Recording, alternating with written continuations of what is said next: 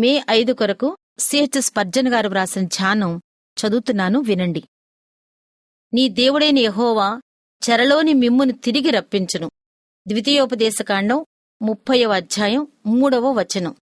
దేవుని స్వంత ప్రజలు పాపం చేసి తమ్మును తాము అమ్ముకుని చెరలోనికి పోయే సందర్భాలు వస్తుంటాయి. చేదైన వేరు నుండి వచ్చిన చేదైన ఫలం ఇది.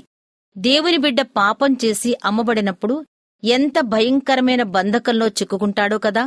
అతడు సాతాను సంకెళ్లలో బందీ అయిపోతాడు. ఇక స్వేచ్ఛా స్వాతంత్రాలేవీ ఉండవు. అతని ప్రార్థనాశక్తిని సాతాను దోచుకుంటాడు. అతడు ప్రభువులో ఏమాత్రం ఆనందించలేడు. ఇలాంటి చెరలోనికి పోకుండా మనం జాగ్రత్తగా చూసుకుందాం. అయితే ఇప్పటికే మీరు సాతాను బందీగా మారి వాడి చెరలోనికి వెళ్లిపోయి ఉంటే ఏమీ నిరాశపడకండి. విడిపించే దేవుడు ఇక్కడ ఉన్నాడు. మనం ఎప్పటికీ సాతాను దాస్యంలో మగ్గిపోనక్కర్లేదు. ప్రభువైన యేసు మన విడుదల నిమిత్తం చెల్లించిన మొత్తం చాలా అధికం.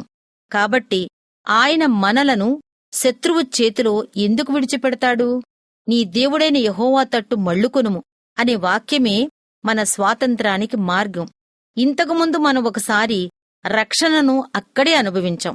తిరిగి అక్కడే దాన్ని పొందుకుంటాం.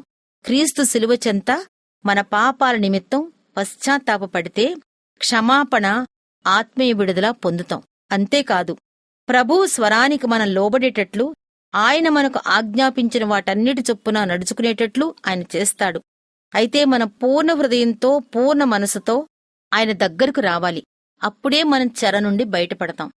ఆత్మలో కృంగిపోయిన పరిస్థితి నుండి, మానసికమైన వేదనల నుండి మనం వెంటనే విడుదల పొందాలంటే మన దగ్గర ఉన్న విగ్రహాలను బయట పారవేసి సజీవుడైన దేవుని ఎదుట మన తలలు వంచి ఆయనకు మన జీవితాలను సమర్పించుకోవాలి. మనం ఎంతమాత్రం చెరపట్టబడిన వారంగా ఉండనక్కర్లేదు. మనం త్వరగా తిరిగి వచ్చి సియోను నివాసులుగా ఉందుముగాక. ప్రభువా, మమ్మల్ని చెర నుండి విడిపించు.